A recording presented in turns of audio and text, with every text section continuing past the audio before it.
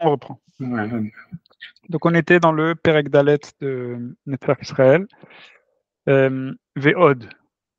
Ve'od ki ma she'amru ki mikdash rishon charab al yedei shlosha chataim ומקדש שני על ידי שנאת חינם הוא דבר נפלא. דע, כמו שיש חילופי נבראים הרבה בעולם ובחר באדם לעבדו בפרט, והוא נבחר מכל אשר הוא על הארץ, כך המקומות מן העולם הם הרבה בעולם, הוא בחר במקום אחד מיוחד הוא המקדש. וכמו שנתן הנשמה אל האדם שהוא ניצוץ כבודו יתברך, כך הזריח השם יתברך במקדש את כבודו ואורו. ולפיכך היכל הקודש שהמקודש אל השם מתדמה לגמרי אל היכל האדם אשר שם כבוד הנשמה. בדבר זה רמזו חכמים זיכרונם לברכה גם כן במה שאמרו בברכות דף למ"ג עמוד א', כל אדם שיש בו דעת כאילו נבנה בית המקדש בימיו, וזה נתבאר במקום אחר באריכות. ויש בהיכל האדם 3 מחנות, ובכל אחד קדושה. הכוח האחד הוא בכבד, ונקרא כוח טבעי, וממנו כוחות ידועות, כוח הזן והמגדל, והמוליד, ודבר זה ידוע, ודבר זה,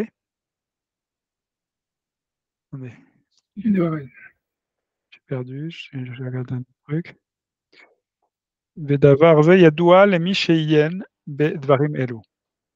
מחנה שנייה הוא בלב, כוח מיוחד, וממנו כמה דברים, דהיינו נקימה ונטירה ושנאה וכמה דברים. מחנה שלישית במוח, וממנה המחשבה והזיכרון והדעת. ואל זה נמשך צורת המקדש, שהיו גם כן בבית המקדש, 3 מחנות, מחנה ישראל, מחנה לוויה, מחנה שכינה. מחנה ישראל הוא ירושלים, היא ירושלים. מחנה לוויה הר הבית, כי שם נקרא מחנה לוויה,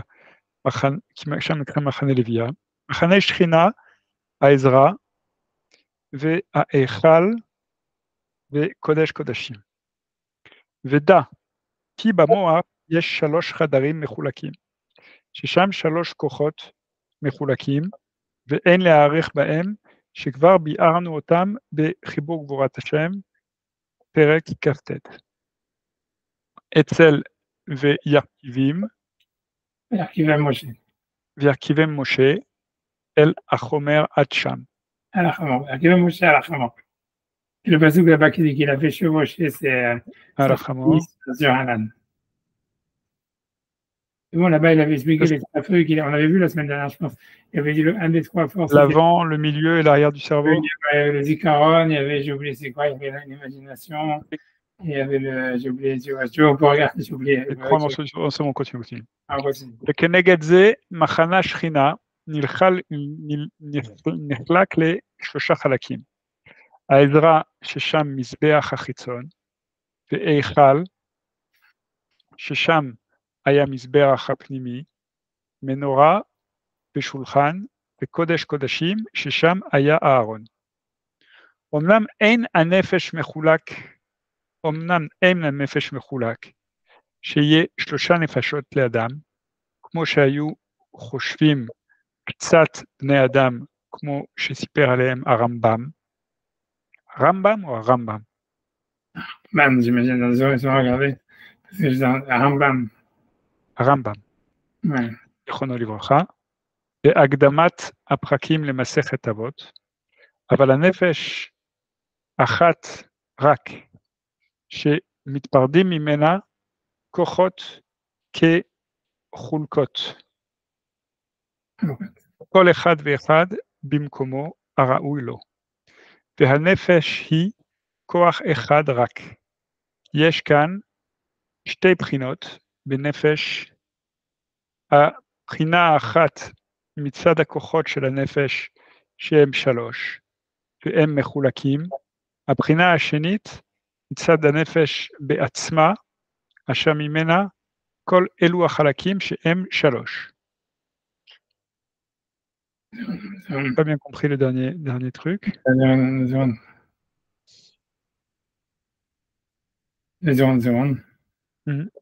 מבחינת בנפש, מבחינה אחת מצד הכוחות של הנפש, שהם 3 והם מחולקים, ושניהם מצד הנפש בעצמה, שהמנה כלו,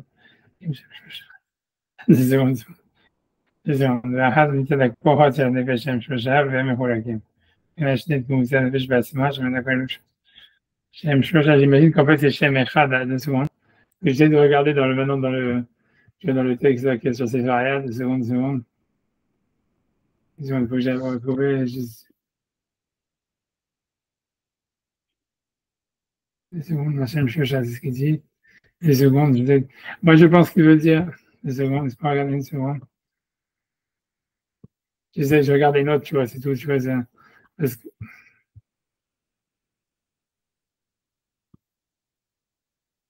il dit rien ce matin. Ok. Mais je vois, ça veut dire, à mon avis, c'est ça, mais il veut dire que d'un côté, la Neshama, elle a 2 aspects. Un aspect où tout est unifié, j'imagine. Tu vois, je pense que ça veut dire un aspect où tout est unifié, un aspect où tout est séparé. Tu vois, c'est ce qu'il veut dire. Je pense que c'est ce qu'il veut dire quand il va expliquer que le Rambam, là, il est en train de parler sur l'unité de l'âme. Tu vois, et donc il dit que tu vois, parce que d'un côté, on te dit que dans la Kabbalah ou dans la Masoret, nous, on a en tous les cas, tu vois, la Neshama, elle est divisée en 3, que c'est Nefesh ou Neshama. Et donc ça, ok, le Rambam, il faudrait regarder, moi j'aimerais bien regarder par curiosité, si ça ne dérange pas. C'est comme tu veux, tu vois le Rambam dans l'Akdama des Shemad Aprakim, tu vois, il y a ce qu'il dit là-bas. Parce que je me rappelle, je sais qu'il y a un Ramban aussi sur ça, comme je dis, c'est un gros truc cette histoire, mais je me dis, ok, c'est sûr que s'il aborde ça vraiment derrière Hagab, mais je me dis, pourquoi pas regarder 2 secondes, c'est simplement. Allez, laisse-moi d'abord le trouver d'abord, 1 seconde, alors. Parce qu'il faut que j'arrive, 2 secondes. Sinon, j'espère ne pas prendre de temps à le trouver. Tu vois, si on fait dans la mission. Tu vois, 2 secondes, je vais essayer de faire, tu vois, parce que c'est dans l'Akdamat du commentaire du Pirkei Avot. Là, je fais plutôt chemin des Prakim. 2 secondes. J'espère trouver rapidement, j'ai pas envie de t'embêter.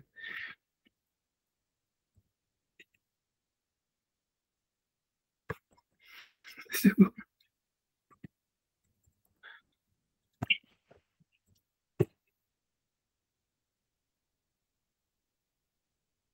Regarde, 2 secondes.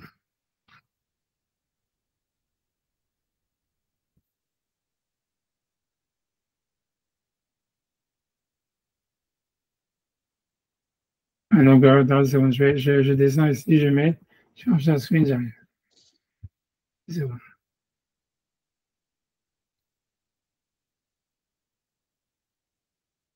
C'est pas dans l'Akdama, c'est dans le début du premier chapitre. Tu vois, ça veut dire. Donc, tu vois, ça, c'est le Shemona Prakim du Rambam. Donc, si tu veux, c'est les introductions, c'est un truc très intéressant à lire, entre parenthèses, c'est pas très long et c'est intéressant à lire à chaque fois. Mais c'est l'introduction du Rambam sur le commentaire du Pirkei Avot. Le commentaire du Pirkei Avot du Rambam, il est en lui-même, tu vois, bon, il a sa valeur, tu vois, si on veut, c'est très succinct, etc. Mais les Shemona Prakim, les 8 chapitres d'introduction, ils sont super intéressants en réalité. Et, parce que ça parle beaucoup sur la psychologie, etc., sur l'application de la psychologie à la morale, etc. Et voilà. En tout cas, ici, c'est le début. Donc, a priori, donc, le passage que le Maharal cite, il dit que c'est dans l'Akdama, mais c'est pas dans l'Akdama, en fait, c'est dans le premier chapitre, où il dit, c'est ce qu'il appelle ça, Akdamat Aprakim, il veut dire les Prakim qui sont même une Akdama. Donc là-bas, il y a marqué comme ça, il dit, Dash, Nefesh Adam, Nefesh Hat. Ça veut dire que l'âme humaine, elle est en fait unique. C'est-à-dire, comme il veut dire, c'est qu'il n'y aurait pas, en fait, ça ne serait pas en fait divisé, il n'y aurait pas une âme voilà, spirituelle, une âme matérielle, etc. Mais qu'en fait tout s'unifie quelque part. En tous les cas, il dit c'est une seule âme. Yesh la poulotte rabot chalukot, mais elle fait des actions de différents types, on va dire. Yekru Ksat Peulot Haem Nefashot. Et donc, il y a certaines actions qui sont liées au Nefesh, et on va dire, qu'on peut appeler comme étant des Nefashot. On a l'impression qu'il veut dire, s'il ne veut pas parler de Nefesh, c'est pareil du roi et de la Neshama, mais il veut dire, tu vois, c'est comme si quelqu'un, en fait, il a différents traits de caractère, et c'est comme s'il a différentes personnalités, on va dire. Et lui, il veut dire, non, tu vois, il dit, que ça dépend de Nefashot. Il veut dire que chez vous, vous chez Adam Nefashot Ravot, que moi, je rajoute au film.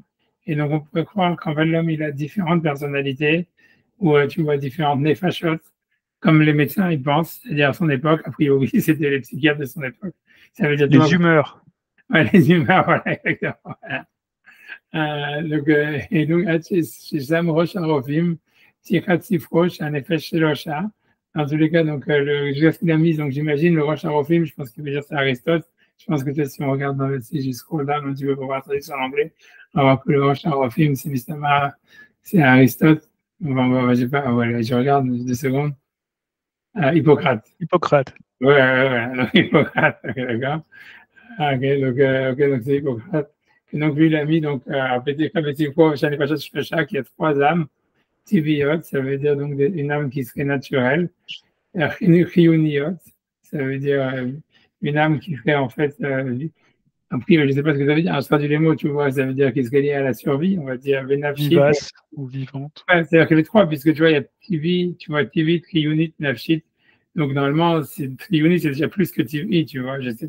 Ok, donc je ne sais pas, tu vois, voilà, mais. Peut-être végétal, minéral, peut-être minéral, végétal, animal, un peu comme ça, peut-être. Comme ça. Tu vas voir en anglais ce que c'est, parce que je scroll down quand je regarde. Mais ils vont nous dire naturel. C'est sur the physical, the vital, and the psychical. On va appuyer sur le petit machin, voir ce que ça donne. Et donc, ok, bon, ça, ils expliquent, tu vois, le qu'on lise, mais on peut lire un petit peu. Maimonides opposes the belief in the existence of 3 souls, but uses this classification to designate a threefold division of the soul's faculty. Also, later in this chapter, he divides the faculties into 5 classes. The threefold division of the faculty, where he says all physical, psychical, and vital organs possessed by one individual are found also in other individual. Donc, il y a the appetite, the vital, unit, and the psychical. Ok, ça évidemment, il faut que citer des références, quoi, grosso modo. Ok. Donc, à mon avis, ça correspond, en fait, en effet, je crois, Nejama dans la Kabbalah après, tu vois. J'imagine, tu vois. Enfin, bref, en tous les cas, l'idée principale, c'est donc, j'imagine, tu vois, que c'est, en fait, tu vois, ça veut dire, ok, on va dire, j'imagine, on peut dire que c'est minéral, végétal, je sais pas, tu vois, on peut dire minéral, végétal, animal, peut-être, tu vois, on peut dire, ok, on va voir si jamais lui va définir plus, mais à mon avis, il ne va pas définir tellement plus.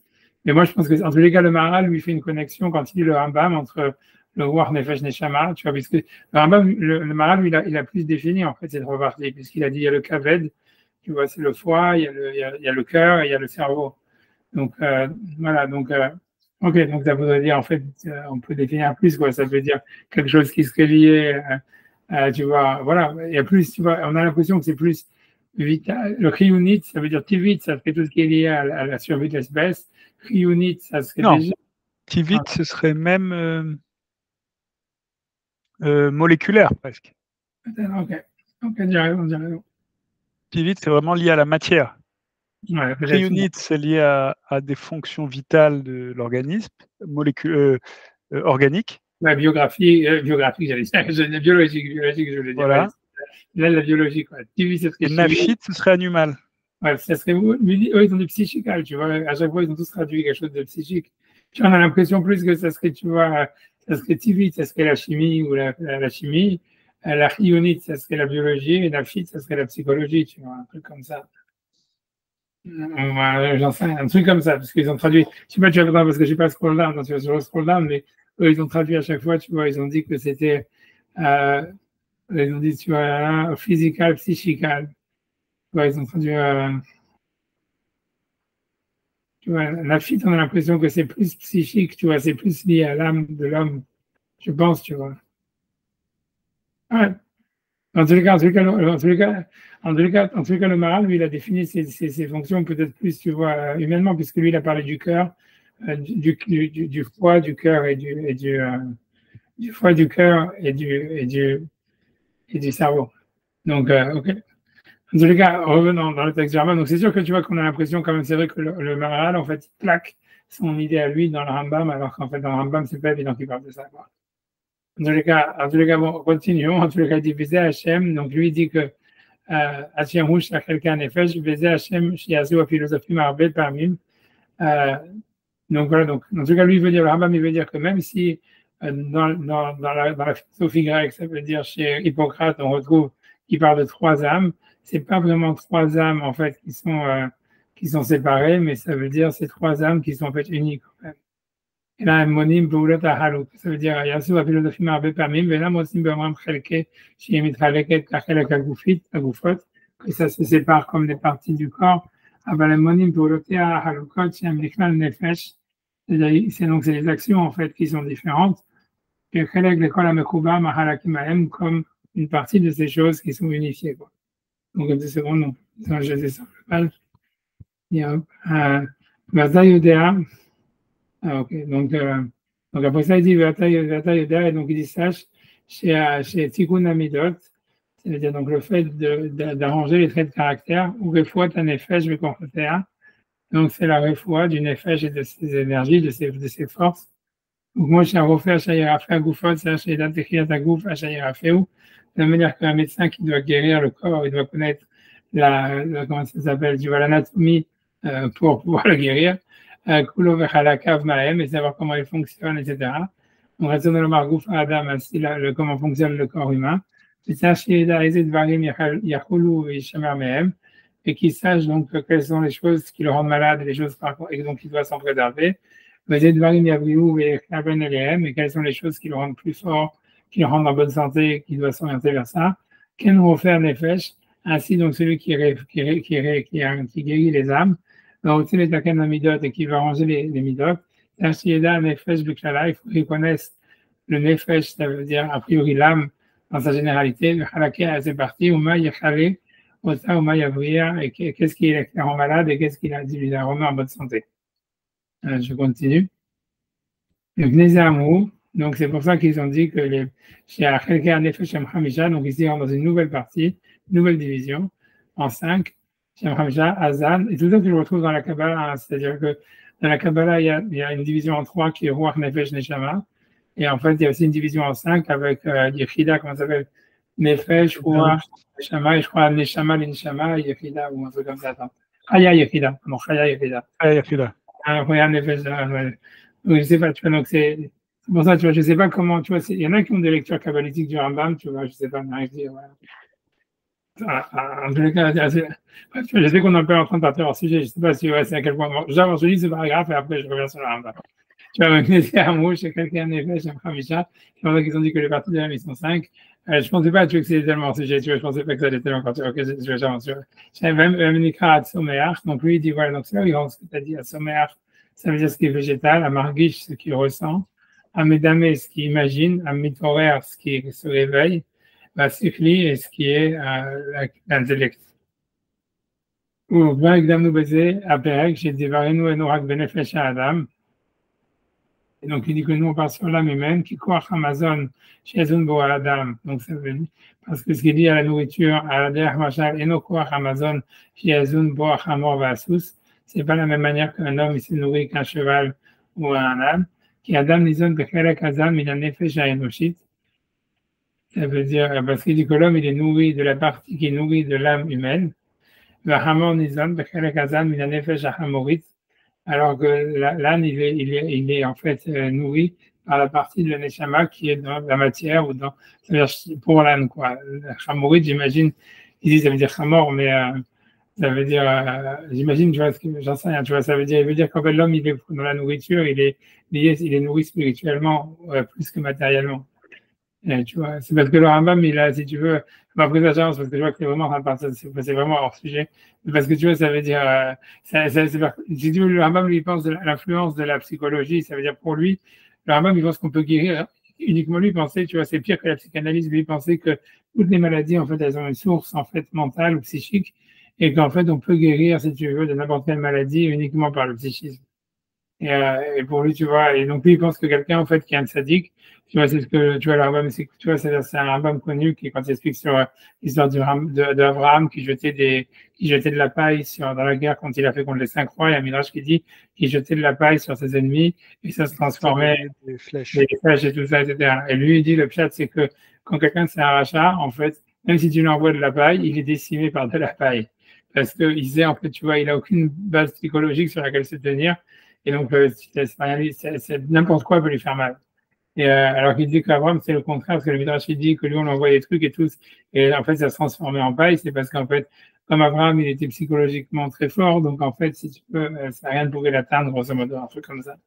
Et ça, c'est la vision du Rambam, tu vois. C'est pour ça qu'il y a plein d'histoires après ça, que tu vois, c'est dans le livre qu'ils ont traduit quand il a guéri tu vois, là, c'est le fils de Saladin, tu vois, c'est pour ça qu'ils l'ont traduit en français, tu vois, si tu veux, le livre le plus célèbre de Maïmonide, qui a rendu Maïmonide célèbre chez les Goïms, c'est ce livre qu'ils ont traduit en français qui s'appelle La guérison par l'esprit, où tu vois tu vois, qui a été d'abord traduit en latin au Moyen-Âge, etc. Où, tu vois, ça veut dire quand ça parle de la guérison du fils de Saladin, et quand tu regardes là-bas, en fait, tu vois, c'est toute la guérison, elle est basée que psychiquement, quoi.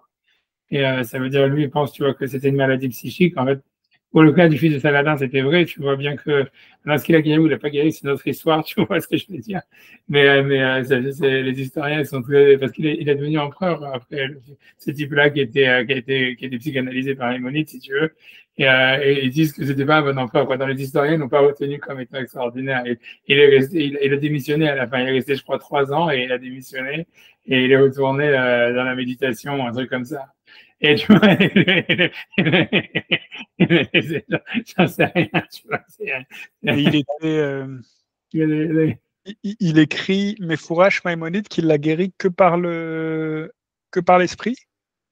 C'est plus ou moins ça ce qu'il dit, tu vois. Si tu veux, dans les Midrash, tu vois, la partie, si tu veux, Maïmonide en tant que médecin, si tu veux, il y a une partie mythique, tu vois, parce que comme si tu veux, Maïmonide, en fait, il a été célèbre chez les Goïms, dans tout le monde, ça veut dire d'abord dans le monde musulman, mais ensuite, comme les musulmans, ils étaient à l'époque plus avancés dans la médecine, si tu veux, que les chrétiens, et qu'il y avait de la communication, tu vois, parce que c'était quand même, tu vois, c'était autour de la Méditerranée, etc. Donc, si tu veux, très vite, le livre de Maïmonide qui s'appelle, tu vois, qui raconte la guérison de Saladin, du fils de Saladin, il a été traduit en latin, j'ai oublié le nom en latin, et c'est ça ce qui est devenu un best-seller, tu vois, que chez tous les goïms, tout dans le monde catholique, tu vois, et là-bas, si tu veux, c'est sûr que, tu vois, je sais pas quoi te dire, tu vois, c'est clairement, en tous les cas, que lui, il n'utilise que ça c'est sûr, tu vois, maintenant, après ça, est-ce que lui, il pense qu'il y a que, dans la mythologie par la suite, tu vois, il y a plein de midrashim qui sont ramenés dans le même, des histoires qui sont ramenées dans le même Loez. Justement, tu vois, si par exemple, quand tu regardes dans le même Loez, bon, c'est pas, alors je dis, quand tu regardes dans le même Loez, justement, sur ce passage qui parle de la guerre d'Abraham contre le truc, etc., lui, c'est là où est-ce que tu vois, où il dit, tu vois, il dit en fait, ouais, ici, donc, c'est Maïmonide qui expliquerait ça, que tout dépend de la psychique, etc. Et donc, il raconte que en fait, Maïmonide, il a été challengé si tu veux, par les médecins de la cour du roi qui étaient jaloux, en disant, si toi tu penses que tout est une guérison, on peut tout guérir par l'esprit, nous on va te donner, on va faire un poison mortel et on va te le donner à boire. Et si toi tu penses que tu peux guérir par l'esprit, alors il faut que tu n'aies pas peur de le boire et que tu le bois, mais que tu arrives à te guérir par l'esprit. Comme ça, le Mameloïs y ramène. Et je sais, il a des sources aussi là-bas, etc. Et que ça veut dire que le Saladin, il a dit oui, c'est vrai. Ça veut dire, c'est parce qu'il a accepté, on va dire, le challenge. Et que Maïmonide, il a vu le poison. Et que, en fait, parce que Maïmonide, pendant 20 ans, il a été malade. Si tu veux, de 50 ans à 70 ans, on n'entend pas parler de lui, tu vois. Et lui, il dit à chaque fois dans l'aide qu'il dit, je peux rien faire, je suis malade, je suis malade, je suis malade. Ça veut dire, je peux pas bouger du lit. Et en fait, tu vois, d'après ce qu'il dit le Rabbanel, enfin, le Mamloès, tout ça, c'est parce qu'en fait, il a vu le poison et il a réussi à se guérir, mais ça lui a pris 20 ans de travail, si tu veux, pour récupérer sa santé, après avoir vu le poison mortel, etc. Et que après ça, tu vois, ils ont donné à voir le poison que Maïmonide, il avait fait, parce que Maïmonide, il a fait une autre expérience. Et c'est parce que ça, c'est une expérience aussi qui est. Mais tout ça, je ne sais pas les sources, à quel point c'est véridique. Le livre Guérison par l'esprit, il est authentique, etc., etc. Et là-bas, il n'utilise que ça. Maintenant, comme je te dis encore une fois, est-ce qu'il pensait que c'est ça qui marche? Ça veut dire, il ramène une autre histoire. C'est dans le même loisir là-bas, il ramène que pour prouver son point, avant qu'on le fasse boire le poison, il avait demandé à quelqu'un, tu vois, à Saladin, qu'il amène à quelqu'un qui est condamné à mort. Et donc, il lui a donné un qui était condamné à mort. Il a pris, lui, de l'eau et du sucre. Et il a mélangé l'eau avec le sucre, il lui a dit, bois ça, tu vas mourir, parce que c'est le poison que le roi t'administre pour te tuer. Et le Il type est qui mort. était mort, il a bu, il est mort. Voilà. C'est ça l'histoire qui est ramenée. Est-ce que c'est vrai toute cette histoire? Est-ce que c'est pas vrai? Je sais pas. Tu vois, c'est la partie mythique. Je sais pas. Vous êtes sûr j'arrive pas à le retrouver comment il s'appelle en français le livre de Maïmonide?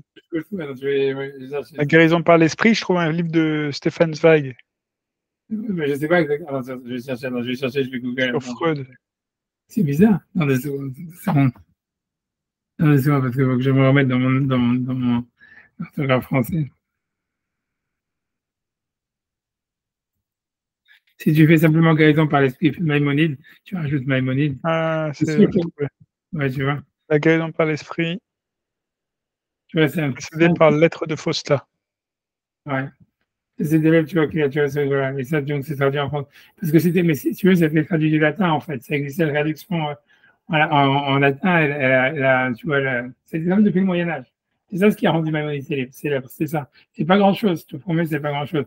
Et c'est presque comique même, parce que si tu veux, la première séance qui est due, il lui dit au fils de Saladin, il lui dit, en fait, si t'es malade, c'est parce que tu as peur de choses et t'as des, et c'est ça ce qui t'empêche, tu vois, d'être heureux ou de manger normalement, ou etc., ou de faire attention, de faire du sport, parce que tu vois, lui, tu vois, pour lui, tu vois, la guérison par l'esprit, ça passe par une hygiène de vie, tu vois, pour lui, pour le Rambam, c'est l'hygiène de vie, c'est ça ce qui fait la longue vie, tu vois, c'est pour ça que le Rambam, il a écrit spécifiquement dans le Guide des Égarés, et que tout le monde s'est léché de sa gueule, surtout Nachmanides et tout ça, il dit, parce que quand Maïmonide, il dit, avant le déluge, en fait, tu vois, ils vivent 1000 ans, il dit, comment ça se fait qu'après le déluge, ils vivent moins?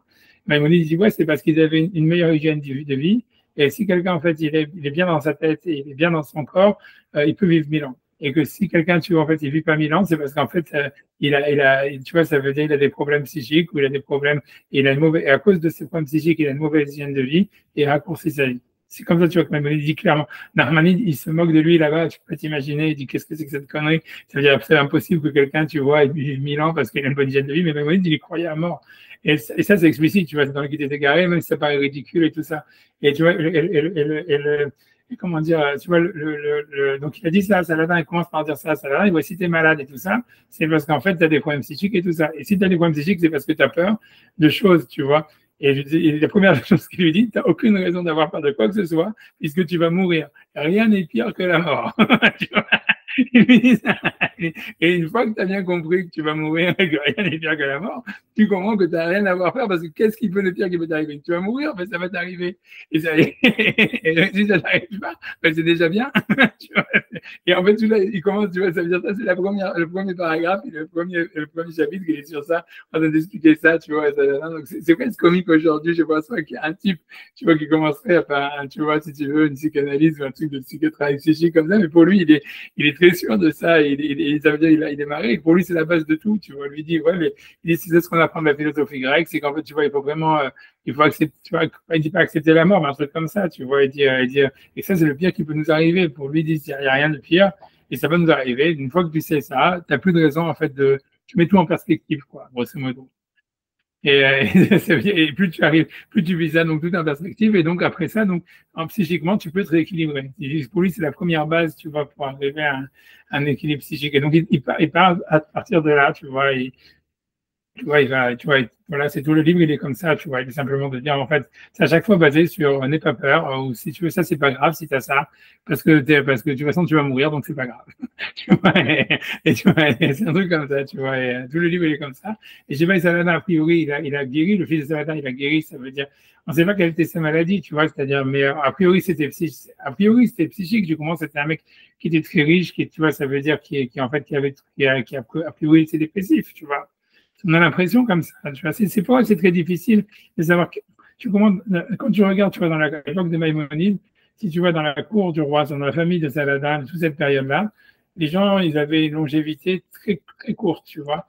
Et la plupart de la cause de mort qu'il y avait là-bas dans le royaume, tu vois, ça veut dire chez le truc là-bas en Égypte, c'était le plus grand pacha du truc, ils mouraient tous overeating, overdrinking. C'est qu'à regarder, tu vois, ça veut dire c'était ça la cause de mortalité number one. Et c'est pour ça, tu vois, que le Rambam qui était là-bas, tu vois, lui, il était, tu vois, ça veut dire pour lui, quand tu remets en contexte et tu vois de qui était le docteur, tu comprends très bien qu'en fait, c'était comme les milliardaires aujourd'hui, tu vois, c'est-à-dire c'est des mecs, tu vois, qui savaient plus quoi faire de leur vie, donc ils étaient dépressifs. En même temps, tu vois, ils étaient, tu vois, overeating, ils n'avaient aucune, tu vois, donc ils ne savaient pas comment se réguler. Et donc, tu vois, en fait, que toute sa philosophie, elle est partie de là, tu vois ce que je veux dire. Et si tu veux, je pense que c'est pour ça que ça s'applique beaucoup au monde moderne, parce que c'est un peu le monde dans lequel on vit. Mais j'imagine que les types, tu vois, au Moyen-Âge, tu vois, dans le monde ashkénaze, que tu vois qu'ils vivaient, tu vois, ils avaient à peine de quoi manger ou des trucs comme ça, etc. Je ne sais pas à quel point tu vois la philosophie de Maïmonide, elle leur parlait, tu vois ce que je veux dire. Tu vois ce que je veux dire, ma tête a été, mais bon, je ne sais pas, on est vraiment parti en sujet. Et bon, Est-ce que je peux vous partager, là je suis sur, vous connaissez Hebrew Books? Ouais.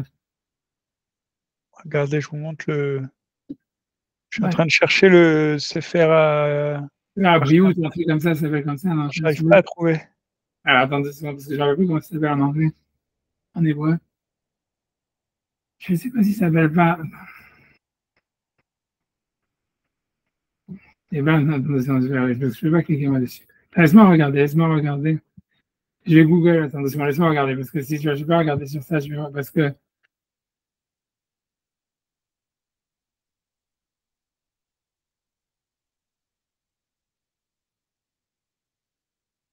C'est pas dans le Mishneh Torah, hein. non, ça c'est sûr que non, c'est pas, tu vois, c'est ni dans les chemins des Prakim, si tu vois, c'est dans un truc, laisse-moi regarder, tu vois, je pense que ça s'appelle, tu vois, attends. Ça s'appelle un truc avec Briou dedans, je crois, si mes souvenirs sont bons. Il lit dans les Book, moi je l'ai vu parce qu'une fois j'ai voulu vérifier le texte. Parce que dans la traduction, il y avait des trucs super bizarres. Je ne me rappelle plus exactement. Oui, parce que dans la traduction, ils ont écrit que, en fait, Maïmonide dit que la cause de toutes les maladies mentales, c'est le manque de confiance en soi. Ah, j'ai dit, tu vois, c'est assez impossible que Maïmonide dise ça. Et tu vois, donc, tu vois, et je me rappelle, j'ai regardé le texte original. Attendez 2 secondes, attendez 2 secondes, laisse-moi regarder, ça s'appelle, attends.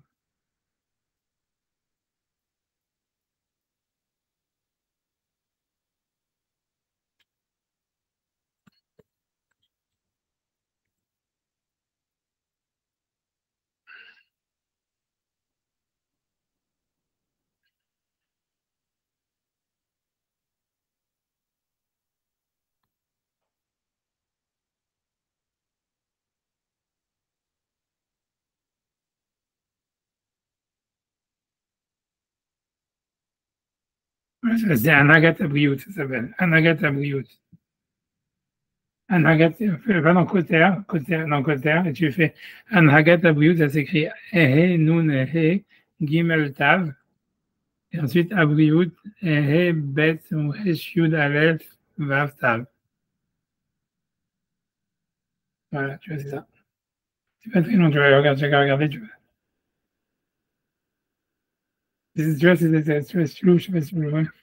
Tu vois, ça veut dire, tu vois, il y a marqué, tu vois, c'est le livre qui a rendu, tu vois, il y a marqué Igeret Arefoua, Narambam, le Melech Ishmael. Vas-y, j'ai ouvert. Tu vois? Je suis ouvert dans. Ouais, tu vois, moi, je vois aussi, tu vois, c'est ça, tu vois. Donc, en fait, tu vois, c'est très court. Tu vois, c'est,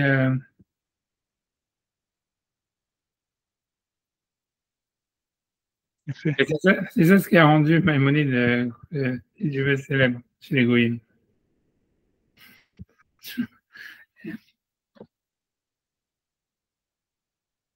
Ouais, tu vois, c'est, tu vois,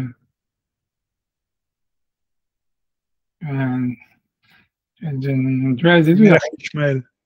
Ouais, là, c'est le roi d'Égypte, mais je crois que c'est Saladin, en fait. Et parce que tu vois, après, je dis, ce type-là, il est devenu empereur. Après, il a pris la place de Saladin. C'est lui qui a été guéri par Maïmonide, etc. Il est resté 2 ou 3 ans, pas beaucoup. Et après, il s'est reclus dans une sorte de monastère, pas monastère, mais je sais pas quoi, dans un monde. Ça veut dire, c'est retiré du pouvoir et il s'est mis dans un palais séparé. Sauf. On Voilà, continue. vas-y, on est perdu vraiment hors sujet. On revient sur le Maral et on laisse tomber cette histoire On de. reprend le Maharal. Je suis vraiment désolé, hein, je suis vraiment désolé. Je ne sais pas pourquoi je voulais savoir. וכנגד זה היו שני מקדשים, מקדש הראשון נגד הנפש, במה שיש בה כוחות מחולקות, ו-M3, אבל בית המקדש שני נגד הנפש בכללה, לא מצד שיש בנפש 3 כוחות מחולקות, רק הנפש, במה שממנו כל 3 הוא מקשר ומאחד כל הכוחות. וכאשר תדע זה, תבין מה שאמר רבי יוחנן, בשביל שהיה בידם 3 עבירות, אלו, עבודת גילולים, גילוי עריות, שפיכות דמים, לכך הביא עליהם 3 פורענויות, דהיינו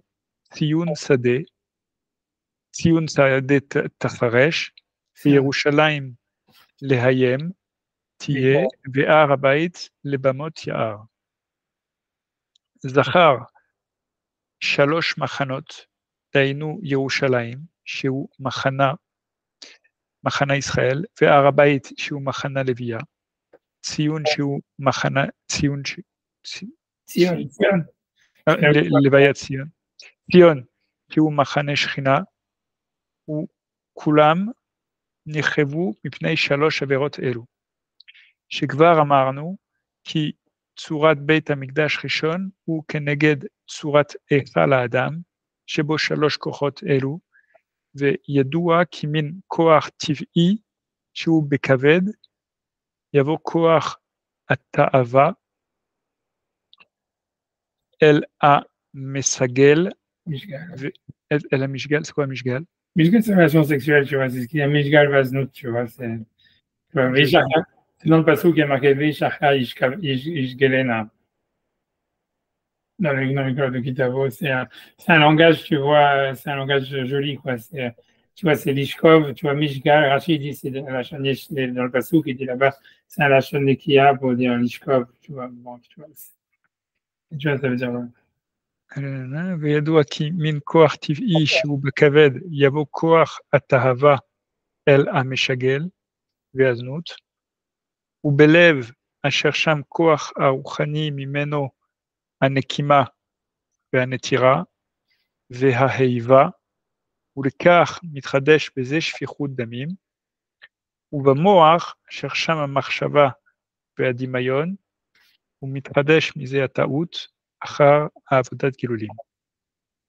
ומפני שבזמן שבית המקדש היה קיים, היו ישראל במעלה העליונה, והיו דומים לאדם שהוא שלם בנפשו לגמרי, ושלימות הנפש מצד הכוחות שלו, לכך חורבן שלו היה כאשר חטאו באלו 3 דברים, אמר הם, אשר הם מתייחסים בדומים אל בית המקדש, וכאשר קיבל האדם טומאה ונטמעו כוחות הנפש, אשר אמרנו חרב בית המקדש, כי כבר אמרנו כי בית המקדש לישראל בערך האדם וכוחות שלו, וכאשר נטמעו כוחות נפשו, אז גם כן בית המקדש חרב, ובוודאי בית המקדש ראשון יותר בשלמות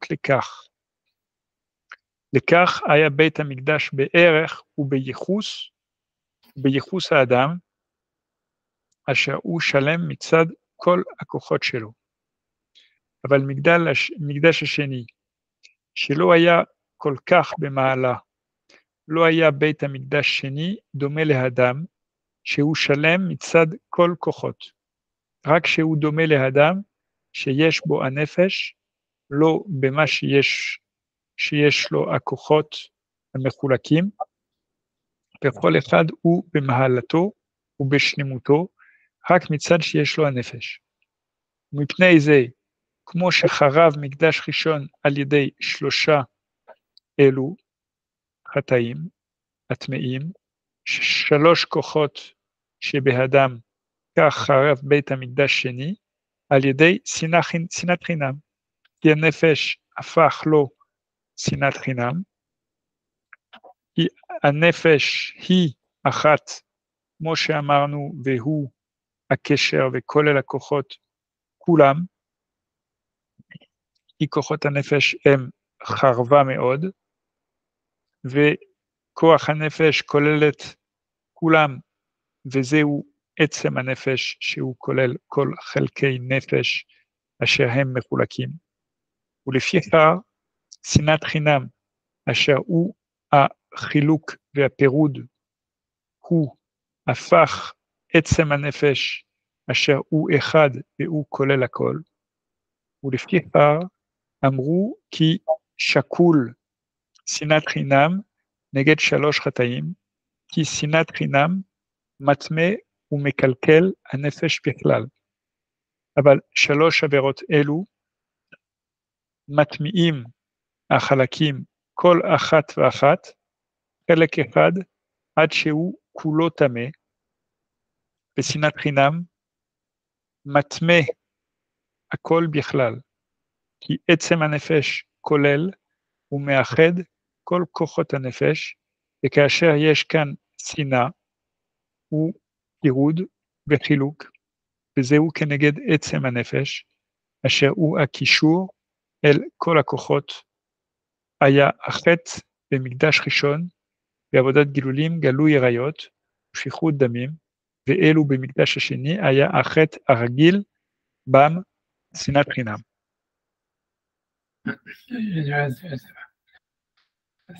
זה מעניין. Comment c'est malien.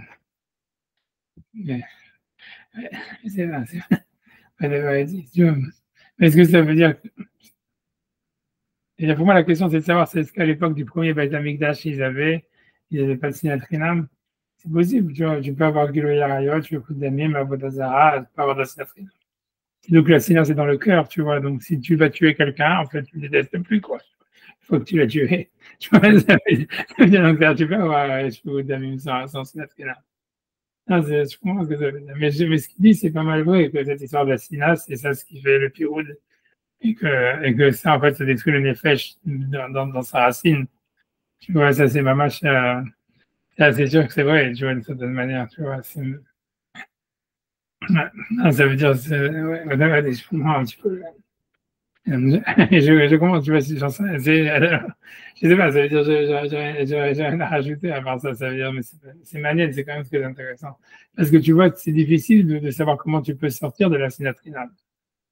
C'est-à-dire, tu vois, je sais pas, comme si aujourd'hui, imagine quelqu'un, tu vois, ça veut dire quelqu'un, il a la haine. Mais c'est tellement actuel, ouais, par rapport à la situation en Israël actuellement. Ouais, même partout, je pense. Ça veut dire, je pense qu'aujourd'hui, les gens, ils ont la Sina, tu vois, ça veut dire, mais c'est difficile d'en sortir, tu vois, c'est pas simplement, en fait, ce que tu vois, c'est que la Sina, elle n'est pas orientée sur quelqu'un. Moi, ce que j'apprends de ça, c'est que c'est pas, en fait, tu vois, il y a la haine contre les Haredim, ou il y a la haine contre les Chilonim, ou il y a la haine contre ça.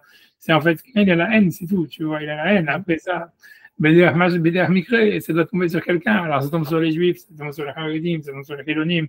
Mais en fait, d'abord, le type, il arrive pas, en fait, à s'intégrer dans le monde, tu vois, il se sent, comme il dit, un piroud, il sent comme s'il est, tu vois, il est séparé à l'intérieur de lui-même. Et en fait, tu vois, c'est ça, c'est hyper, parce que ça montre, tu vois, que c'est le nefesh qui est séparé de lui-même. Et ça entraîne la sina. Et en fait, on a l'impression que la sina, en fait, elle n'a pas d'objet, elle a à la base, simplement, c'est une incapacité, en fait, à se connecter avec soi-même, et c'est surtout avec le monde. Et je comprends ça, tu vois, c'est ça là. C'est pour ça, parce que tu dis, mais comment c'est possible de sortir de ça, tu vois, d'une certaine manière. C'est ça la vraie question. Parce qu'on comprend, moi je comprends qu'aujourd'hui un type il est la haine, tu vois, parce que je dis dans quel monde je suis, il ne trouve pas sa place, tu vois, il n'est pas en paix ni avec lui-même, ni avec les autres. Ce n'est que psychologique, Bassaf. Ouais, c'est que psychologique, mais c'est pas que, c'est parce qu'en fait, comme c'est l'essence de la psychologie, tu vois, c'est l'essence en fait. Tu vois, de l'âme humaine, en fait, c'est de ne pas avoir de la sinatrinam, parce qu'en fait, c'est le yihoud, comme il dit, c'est d'annuler, c'est de rassembler des choses qui sont séparées, même à l'intérieur de soi. Ça veut dire d'avoir un corps, d'avoir une échama, d'avoir ça, d'avoir différentes parties en soi qui sont contradictoires, mais de les gérer et de les articuler d'une manière qu'elles sont unies. C'est ça l'âme, en fait, c'est ça le nefesh. En tous les cas, c'est une partie du nefesh. Et si, en fait, tu vois, ça veut dire, à l'intérieur de toi, en fait, tout est détaché et tu n'arrives pas, en fait, à faire un lien ou une harmonie ou tu vois un équilibre, bah, tu sais pas comment tu peux t'en sortir, quoi. C'est comme l'exil, tu vois, c'est un peu ce que la Gemara dit, qu'on connaît pas la fin de l'exil, tu vois. Je me dis, Rabbi Yochanan, il dit, l'oni de Galakitsam, c'est-à-dire, ça veut dire, les Averot, c'est de Gilui Araya sur Udemy, on peut comprendre comment s'en sortir. Mais ça veut dire, on voit pas vraiment Bicral comment quelqu'un pourrait s'en sortir, tu vois. C'est ça ce qui fait peur, mais c'est manuel, tu vois, c'est intéressant comment il voit la chose, mais c'est vrai. Mais c'est super bizarre parce que comment c'est arrivé aussi, tu vois. Ouais, c'est comment. C'est surtout ça, je sais pas. Ouais, j'en sais, je sais pas, tu vois, c'est ça la. Ouais, tu vois, c'est parce que c'est devenu inviable, ça veut dire. Ce que ça veut dire aussi, c'est que la haine, c'est vraiment quelque chose, tu vois, qui. Tu vois, c'est une situation, ça vient vraiment d'une situation inviable, tu vois, ça veut dire, ça peut pas arriver naturellement, tu vois, ça vient quand le type, il est, comme il dit, il n'arrive plus à faire à l'unité avec lui-même.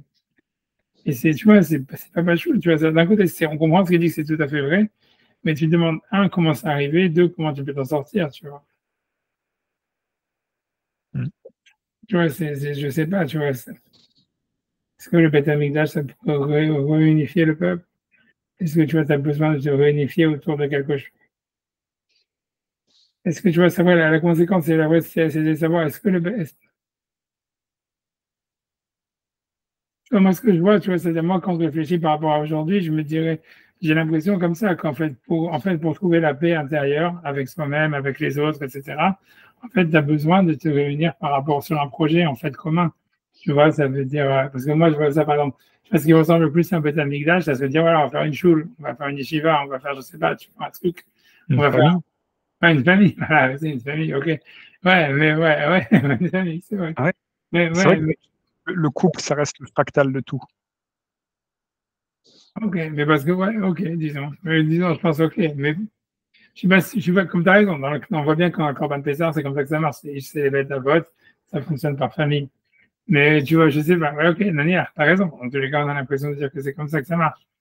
Mais peut-être que moi, je suis douteux là-dedans, je sais pas, tu vois, je sais pas, j'ai du mal à. Vous êtes un poste. Non, je suis pas post-moderne, je sais pas. Non, je suis pas un post-groupe, je sais pas, non, c'est pas ça, je sais pas. J'ai du mal parce que je vois que, je sais pas, c'est une question, c'est une bonne question ce que tu dis. Non, je sais pas pourquoi, j'ai du mal parce que, je sais pas parce qu'en fait, tu vois, parce qu'en fait, moi, je pense que tu vois que dans le rôle de la famille, moi, ce que j'ai l'impression, en fait, c'est peut-être une erreur que moi j'ai eue, tu vois, dans la manière de regarder la famille, et peut-être c'est ça.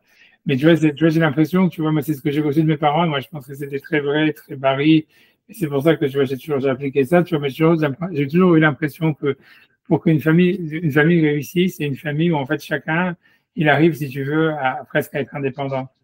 Tu vois, pour moi, c'était, tu Bon, vois, ouais, moi, c'est une erreur, hein. Je vois que peut-être ça a été une grosse erreur c'est parce que moi, je pense comme ça, tu vois. Moi, je pense que pour l'éducation des enfants, c'est sûr qu'il faut ça. Ça, ah bon? ça. Moi, j'ai vu ça, ça veut dire, C'est-à-dire quoi être indépendant pour vous dans l'éducation des enfants? Qu'est-ce c'est-à-dire que que vous l'idée, entendez c'est par ça? que, tu vois, c'est que, voilà, c'est qu'ils soient indépendants, ça veut dire qu'ils soient capables, tu vois, tu vois, d'assumer ses propres, d'abord qu'ils fassent ses propres choix, tu vois, après, qu'ils cessent, tu vois, ça serait ça le but, tu vois, ça veut dire, le but, c'est pas de dire, ah voilà, je veux que mes enfants, tu vois, c'est comme ça que j'ai été éduqué, peut-être c'est une erreur, moi, j'ai éduqué mes enfants comme ça, et non seulement ça, j'ai comme ça que j'ai géré, si tu veux, tous les rapports que j'ai avec les gens, tu vois, et ça veut dire que pour moi, c'était toujours l'idée de dire, grosso modo, chacun, il doit s'épanouir, et en fait, tu vois, il faut laisser chacun s'épanouir au maximum, tu vois. Et en fait, et grosso modo, tu vois, et qu'ils ne soient pas dépendants, tu vois, de toi, ou tu vois, ça veut dire, ouais, tu vois, ça veut dire, voilà, tu vois, qu'ils soient, grosso modo, c'est comme ça que moi, tu vois, c'est comme ça que j'ai vécu, tu vois, c'est comme ça que j'ai été éduqué comme ça, et moi, en tant qu'éducateur, tu vois, j'ai quand même tu vois, une expérience, tu vois, ça veut dire une carrière, si on veut. J'ai toujours eu cette idée-là, j'ai toujours eu ça en tête, tu vois, ça veut dire, pas, tu vois qu'en fait, tu vois, si tu veux, il y a un chemin qui soit que l'éducation réussie, c'est quand le type, si tu veux, il suit le chemin que moi j'ai reçu de mes rabbinim, par exemple. Tu vois, ça serait l'autre option, de dire, il y a une tradition, comment dire, à transmettre, et qu'on est responsable par rapport à cette tradition, et que l'éducation réussie, que ce soit une famille réussie, c'est une famille, tu vois, qui continue la tradition, ou tu vois, qui suit le chemin d'avant, tu vois, un truc comme ça, tu vois. Moi, j'ai pas je sais pas pour quelle raison, peut-être parce que mon père n'était pas comme ça du tout, tu vois, et même les rabbinim, tu vois, c'était pas tellement comme ça, tu vois. Je sais que c'était une discussion, tu vois, dans les yeshivot en Europe de l'Est, je sais qu'il y avait les deux, tu vois, ça veut dire, tu vois, les yeshivot du Moussard, tu vois, ça veut dire, je sais pas si c'est, attends, je parle, je m'en fous, je fais, je sais pas si c'est parce que c'est un hors sujet encore, mais ça veut dire, mais je pense, mais c'est moi hors sujet que tout à l'heure, en tous les cas. C'est parce que, tu vois, tu vois, c'est que, tu vois, en Europe de l'Est, tu vois, ça veut dire, il y avait des yeshivot, tu vois, qu'ils avaient comme idée, tu vois, que l'idée, c'est chacun, il peut trouver son chemin. Tu vois, il doit s'épanouir, etc. Et il y avait des autres yeshivot, tu vois, où c'était l'idée, tu vois, qu'il fallait suivre, il fallait recevoir le message du Rav et si tu veux, et voilà, et intégrer ce message et être la continuation du message du Rav, tu vois, un truc comme ça. Tu vois, ça veut dire, tu vois, à Brisk, tu vois, ça veut dire, tu vois, ce qui est le plus connu dans l'extrême de l'annulation, de la connaissance, tu vois, ça veut dire devant le Rav et surtout au niveau mental. Tu vois, c'est un Borber, tu vois, Borber Lebovitch, tu vois, qui c'est le Rosh Yeshiva, après il a été Rosh Yeshiva Amir, et tu vois, et tu vois, lui, là, si tu lis en fait l'introduction sur son commentaire sur Baba Metzia, tu crois que le mec il est fou, mamache, tu vois. Ça veut dire que lui il dit, tu vois, que toute sa vie il a travaillé, que dès qu'il avait une idée, que si c'était pas une idée que son rave il aurait dit, alors pour lui il considérait ça comme une sorte de maladie mentale et d'essayer d'enlever au maximum toute possibilité de penser par lui-même. Je te promets, il parle de ça, tu vois. Des Ashkénazes. Ouais, mais c'est pas tous les Ashkénazes comme ça, c'est lui, c'est lui en particulier. C'est lui, c'est un élève, tu vois, de Raphaïm Soloveitchik, Raphaïm Brisker, tu vois, qui est le Yeshiva à Brisk. Et tu vois, il a fait la Yeshiva de Mir, et si tu veux, c'est le Yeshiva qui a été le plus incroyable, c'est que c'est le Yeshiva le plus populaire qui a été dans les Yeshivas d'Ashkénaz. C'est vrai qu'il a été très populaire, mais si tu veux, voilà, c'était son chemin, tu vois. Et c'est beaucoup de Yeshivas d'Ashkénaz. Je suis désolé, je viens de me rendre compte qu'il était 5h07 et que j'avais rendez-vous à 5h. Ok, je suis désolé, ok, C'est moi qui me suis désolé. Semaine prochaine, Bezrat Hashem, attendez, je vous dis juste une seconde parce que j'ai des... Oh ouais, c'est un sujet intéressant. Des trucs de la police, là. Semaine prochaine, mercredi, pour moi, c'est bon. Ok, en fait, ça va. Mais en gros, le truc, non, tu vois, et voilà. Mais ce que je pense, tu vois, c'est pour revenir à l'histoire de la famille et tout ça, mais je pense que c'est à cause de ça que j'ai du mal, tu vois, en fait. Parce que moi, si tu vois, en fait, quand tu vois, moi, je suis content tu vois, je suis fier de mes enfants, tu vois, etc. Mais tu vois, d'un autre côté, tu vois, maintenant, si tu veux, qu'ils sont indépendants, je suis content qu'ils soient indépendants. Mais moi, en fait, moi, je sais plus qu'est-ce que j'ai à faire dans cette famille. Je sais pas comment tu vois. C'est comme si tu vois,